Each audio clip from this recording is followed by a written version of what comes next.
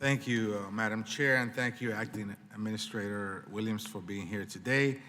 I am particularly happy that our subcommittee is discussing the capital improvement grants program today. This program made the MTA's Second Avenue Subway Phase 1 a reality and carries nearly 200,000 people, which carries nearly 200,000 people each day from more than some cities and entire systems across the United States. By now, everyone knows I'm a passionate advocate for the MTA's Second Avenue Subway Phase 2 extension project, which will finally bring subway services to a transit desert in East Harlem, in my district. The project will also connect the subway to the Metro North commuter rail system, to counties outside of New York City, and the express bus to LaGuardia Airport from 125th Street.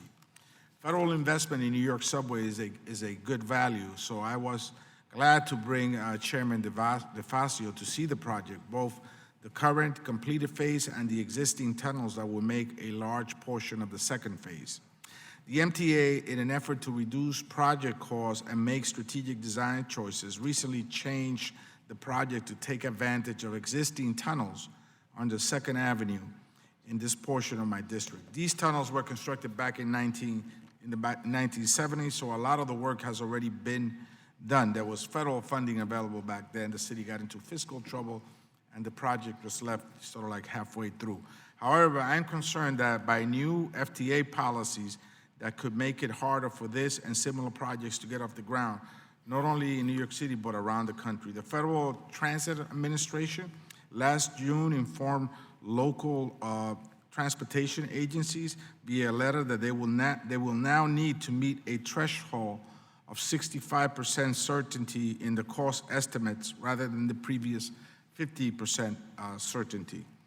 While we all want to help projects have better and more accurate cost estimates, what this change functionally means is that the agencies will likely have to increase the amount of funds they hold in contingency. So this new formula will sort of like alter the fiscal aspects of these major and important transportation projects in my district.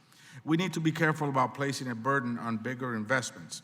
A bump of 15% on estimates for large project takes a project that has great value for the volume of riders it serves and muddies it up with an artificially high price that will cause a shock, an unprecedented shock. And for projects whose projected costs have already been publicized, this minor policy change could result in a major roadblock if the new estimate creates negative attention, especially if much of that money may not actually be used.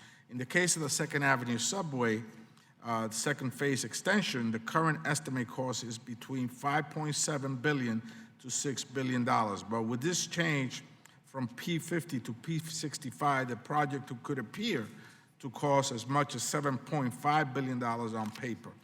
I am afraid that this artificial move will make it harder for CIG projects to get off the ground and may harm the viability of projects already in the pipeline while doing nothing to promote accurate cost estimates. My question is, does the FTA still plan to hold projects to this 65% threshold? So let me unpack that a little bit. Phase 1 had a difficult opening, but has had great ridership. And I actually met with Representative Maloney, Carolyn Maloney, several months ago on the Phase 2 project.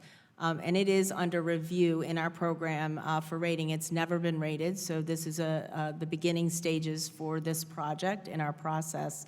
Let me tell you that P65, that probability value of 65, does not increase the cost of the project. What it's trying to do is give us a 65% chance of the project cost being correct and allowing that project to come in on budget and on time. And so the concern is that, MTA has a project that's underway now. It's East Side Access.